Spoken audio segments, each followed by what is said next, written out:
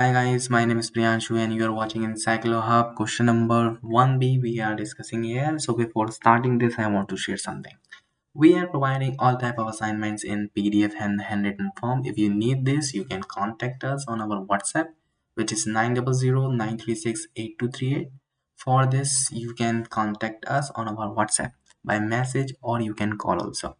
For now, question number first B is saying the Spencer's view on the evolution of societies becomes known as social Darwinism. Are you also convinced with this statement? Explain.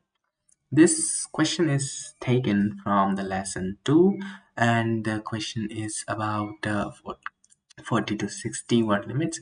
So we have prepared all the answers accordingly. If you need answers, you can contact us and if you need other help also, so you can also contact. Thank you so much for watching. We will meet you soon in the next video.